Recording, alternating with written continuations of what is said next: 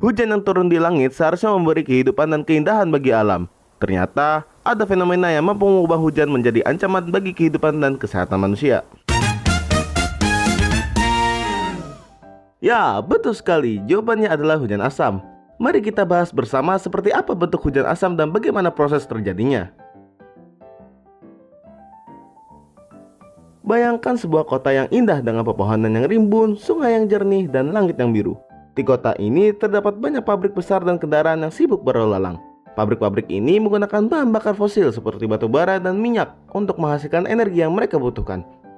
Kendaraan-kendaraan juga mengeluarkan gas buang saat mereka berjalan. Saat pabrik dan kendaraan tersebut beroperasi, mereka menghasilkan gas-gas berbahaya seperti sulfur dioksida dan nitrogen dioksida. Gas-gas ini naik ke atmosfer dan bercampur dengan uap air dan oksigen di udara. Proses inilah yang menjadi awal terbentuknya hujan asam. Ketika gas-gas tersebut bereaksi dengan uap air dan oksigen di atmosfer, mereka membentuk asam sulfur dan asam nitrat. Seiring waktu, asam-asam ini terus terbentuk dan akhirnya turun ke permukaan bumi dalam bentuk hujan, salju, kabut, atau debu. Sekarang, bayangkan hujan yang turun dari langit. Di dalam setiap tetesan air hujan terdapat kandungan asam yang tinggi. Ketika tetesan air ini jatuh ke tanah, mereka dapat merusak tumbuhan dan tanaman. Seperti halnya saat kita memberi makanan tumbuhan dengan air yang terlalu asam. Mereka tidak akan tumbuh dengan baik dan daun-daun mereka bisa menjadi rusak. Hujan asam juga dapat merusak ekosistem air. Ketika hujan asam mengalir ke danau, sungai, atau waduk, mereka mengubah tingkat keasaman air. Ini berbahaya bagi ikan dan organisme air lainnya yang tidak dapat bertahan dalam lingkungan yang terlalu asam.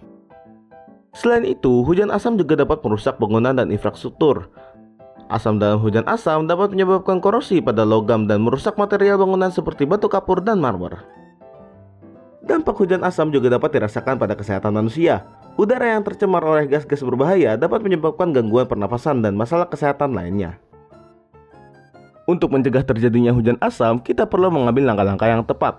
Misalnya, mengurangi penggunaan bahan bakar fosil dengan beralih ke sumber energi terbarukan seperti tenaga surya atau angin.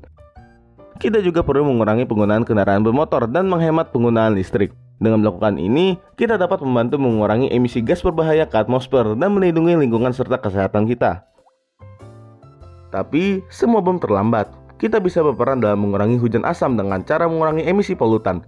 Dengan mengambil langkah-langkah untuk mengurangi emisi polutan dan menerapkan praktek yang ramah lingkungan. Gunakan transportasi umum, dukung energi terbarukan, dan selalu sadar akan dampak kita terhadap lingkungan.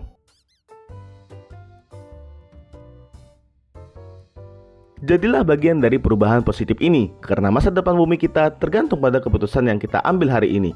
Bersama, kita dapat menciptakan dunia yang lebih bersih, sehat, dan berkelanjutan. Terima kasih telah menyimak penjelasan ini dan mari kita bergerak bersama menuju masa depan yang lebih baik. Terima kasih telah menonton. Jangan lupa like, share, dan subscribe untuk video menarik lainnya. Teruslah berpikir absurd karena harta terduga tercipta dari pemikiran yang absurd. Sampai jumpa di video selanjutnya. Dadah!